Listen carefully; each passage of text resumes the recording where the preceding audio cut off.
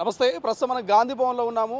So ఏదైతే national Herald కేసుకు సంబంధించి అటు రాహుల్ గాంధీ, సోనియా గాంధీకి సంబంధించి తప్పుడు కేసులు పెట్టి కుట్రపూరితమైనటువంటి రాజకీయాలు చేస్తుంది బీజేపీ అంటూ కాంగ్రెస్ పార్టీ నేతలంతా కూడా ఇవాళ గాంధీ భవన్ నుంచి ఇక బీజేపీ ఆఫీస్ వరకు ర్యాలీగా బయలుదేరేందుకు సిద్ధమయ్యారు. ఈ నేపథ్యంలోనే పోలీసులంతా భారీగా గాంధీ భవన్ ముందు మోహరించినటువంటి పరిస్థితి మనకు కనిపిస్తుంది. సో గాంధీ భవన్ లోపల నుంచి బయటికి వెళ్లకుండా పోలీసులు భారీ బందోబస్తును అయితే ఏర్పాటు చేశారు. ఓవైపు బీజేపీ ఆఫీస్కు భారీగానే కాంగ్రెస్ నేతలు తరలి వెళ్లేందుకు సిద్ధంగా ఉన్నారు. కాంగ్రెస్ పార్టీ వైస్ ప్రెసిడెంట్ ఉన్నారు ప్రస్తుతం మనతో పాటు. జగదీష్ రావు గారితో మాట్లాడే ప్రయత్నం చేద్దాం. అంటే ఏంటి ప్రధానంగా గతంలో కూడా అనేక మార్లు ఎలిగేషన్స్ వచ్చినాయి. బట్ ఇప్పుడు కోర్టులు చెప్పినప్పుడు కూడా బీజేపీ నిజంగానే కుట్ర చేస్తుంది అనుకోవచ్చా? ఎందుకు మీరు బీజేపీ ఆఫీస్ ముట్టడికి వెళ్ళాలనుకుంటారు? బీజేపీ కుట్ర మొత్తం దేశానికి కనబడుతుంది కదా. బీజేపీ మొదటి నుండి కూడా కుట్ర కోణంలో నుండి కేసులు ఏవైతే ఇన్స్టిట్యూషన్స్ ఉన్నాయో, సిబిఐ, ఇన్కమ్ ట్యాక్స్, ఈడీ, ఇవన్నీ కూడా నిష్పక్షపాతంగా స్వాతంత్ర అంటే ఇండిపెండెంట్ ఆర్గనైజేషన్స్ ఇవి.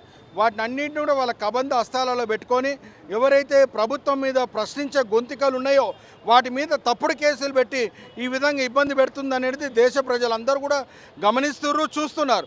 ఎవరైతే ఇంతకుముందు ఈడీ కేసులు ఉన్నాయో, సిబిఐ, ఇన్కమ్ ట్యాక్స్ కేసులు ఉన్నాయో మన ఆంధ్రప్రదేశ్లో కానివ్వండి, తెలంగాణలో కానివ్వండి, భారతదేశం మొత్తంలో కూడా వాళ్ళందరి మీద కేసులు పెట్టిన తర్వాత ఇలా బీజేపీ పార్టీలో చేరితే అవన్నీ కూడా క్లీన్ అవుతున్నాయి. కానీ ఇలా మా పార్టీ నాయకుల మీద సోనియా గాంధీ గారు, రాహుల్ గాంధీ గారి మీద పెట్టడానికి గల కారణం ఏందనేది కూడా మనం ఈరోజు చర్చించుకోవాల్సిన అవసరం ఉంది. మొన్న race avenue district court clear కట్గా ఈడీ ఎప్పుడైతే ఛార్జ్షీట్ వేసిందో ఆ ఛార్జ్షీట్లో కాగ్నిజెన్స్ అఫెన్స్ ఉంది, కేసు పెట్టమంటే పిఎంఎల్ఏ సెక్షన్ ప్రకారంగా ఎఫ్ఐఆర్ లేనిది దీంట్లో మనీ లాండరింగ్ అనేది కనబడనప్పుడు కేసు ఎట్లా పెట్టుకుంటామని చెప్పి వాళ్ళు నిరాకరించారు. దానికి మేము కోర్టుకు కూడా ధన్యవాదాలు తెలియజేస్తున్నాం. కాంగ్రెస్ పార్టీ ఎప్పుడు కూడా గాంధీవాదం మీద, గాంధీ సిద్ధాంతాల మీద, ప్రజాస్వామ్యం మీద, రాజ్యాంగం మీద నమ్మకం ఉంటుంది. కాబట్టి మేము ఇందిరాగాంధీ గారు ప్రధానమంత్రిగా ఉన్నప్పుడు కూడా ఉత్తరప్రదేశ్లో ఎప్పుడైతే కోర్టు జడ్జిమెంట్ ఇస్తే దానికి తలొగ్గి మేము నిలబడ్డాం. ఆ రోజు నుండి ఈ రోజు వరకు కోర్టులకు కానీ, వ్యవస్థలకు కానీ, రాజ్యాంగానికి కానీ మేము తలంచి ఉంటున్నాం.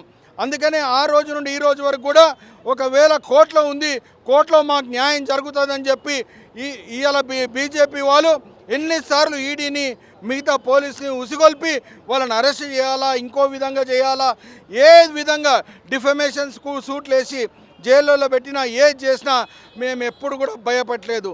రాహుల్ గాంధీ గారు ఒకటే చెప్తారు, డర్నే కా నై హమ్ కిసీకు డరింగే నై అని చెప్పి. వారు ఏ రోజు కూడా భయపడకుండా మేము కోర్టుల మీద నమ్మకం ఉంది. కాబట్టి ఈరోజు కోర్టు క్లియర్ కట్గా ఇందులో కాగ్నిజెన్స్ లేనప్పుడు మీరు కేసు ఎట్లా కట్టిరని చెప్పి ఈడీని చెంప వాయించింది. ఇవాళ ఈడీ కానీ, సిబిఐ కానీ, ఇన్కమ్ ట్యాక్స్ వాళ్ళు బుద్ధి తెచ్చుకొని ప్రభుత్వంలో ఒక నిష్పక్షపాతంగా ఇండిపెండెంట్ ఆర్గనైజేషన్స్ వాళ్ళు అదేవిధంగా పనిచేయాలా.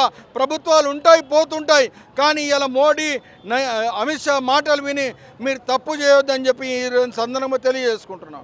అసలైన తొలి వెలుగు. ఫాలో వాట్సాప్ @తొలి వెలుగు official.